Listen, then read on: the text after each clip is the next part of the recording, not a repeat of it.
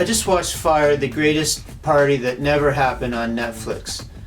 It's a documentary about an ill-fated elite super party event in the Bahamas that was doomed to become a failure of epic proportions.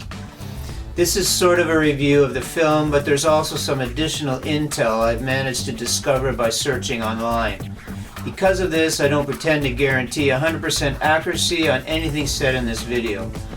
There are some spoilers, but there are also some things I've left for you to discover by watching the film. So all that said, let's get into it.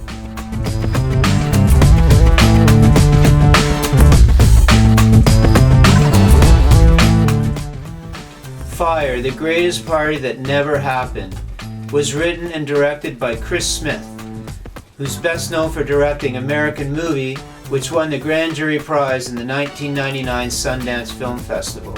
The production companies for the film are Library Films, which is Chris Smith's company, Vice Studios, which is Vice Media, and Jerry Media, aka Fuck Jerry, which is a social media company that, it so happens, provided all the behind-the-scenes footage used in the film. And while they were the company that promoted the festival, they denied responsibility for the failure or any liability. Another doc released on Hulu I've read about suggests otherwise, but I don't know, I haven't seen that.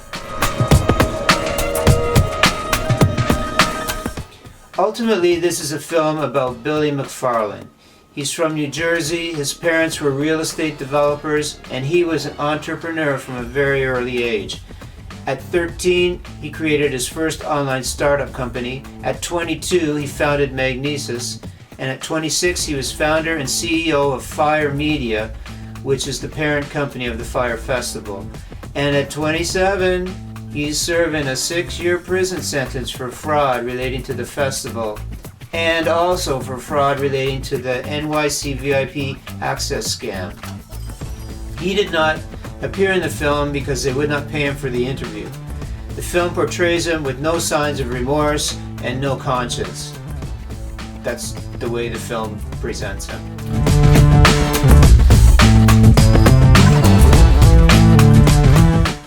So, McFarland developed Magnesis. Magnesis was a club for the elite, or the wannabe elite, millennials of New York City. It was a slick black card that copies a strip from your credit card, and you would use it instead of your credit card. It came with benefits like VIP concert tickets, sporting event tickets, exclusive parties, and so on.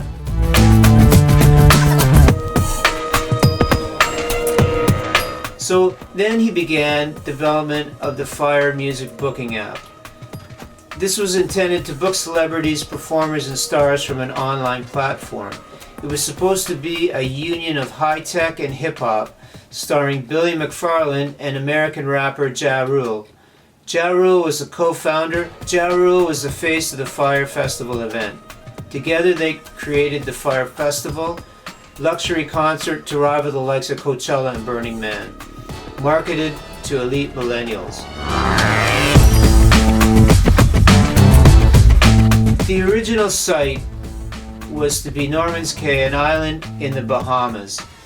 This island was the former headquarters for Pablo Escobar and Carlo Leader's drug smuggling cartel from about 1978 to 1982. It features a 3,300-foot runway, which incidentally is about half the size needed for a 737 jet, which you hear about in the movie. This was a site that was used for the promo shoot with all the models, the boats, the pigs, and so on. They were claiming that they bought this island for the festival. However, when they mentioned Pablo Escobar in the promo, they got kicked off, so they had to find a new place. They changed it to a new location on the island of Great Exuma, Bahamas. It had no infrastructure or space to hold the amount of people coming to the Fyre Festival. Tickets were being sold. Basic tickets were $1,500 for one ticket, to $9,000 for a set of 8 tickets, to $250,000 for 10 tickets that included a ship and crew. All the tickets included flight from Miami, tickets to the festival, meals, and hospitality. It seems that they put the cart before the horse. They sold out tickets before anything was planned. Tickets sold out, they say, in 48 hours. Legend says 5,000 tickets. So in retrospect, maybe the tickets were priced way too low. The Fyre Festival was built on social media by influencers who are social media celebrities.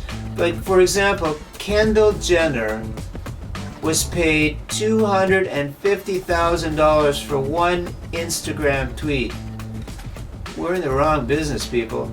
So Fyre Festival was built by social media and it was subsequently killed by social media. A photo of a toasted cheese sandwich in a takeout box is accredited to killing it all.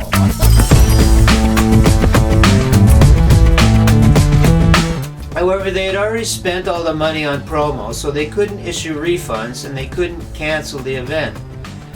So one of the things Billy came up with is he had to get creative and to raise more money, and so he came up with wristbands, like a ID bracelet that you would load with money for purchases at the event, which actually is a pretty good idea because people wouldn't need to carry that much cash with them at the festival. And he coaxed people to load thousands and thousands of dollars on these wristbands.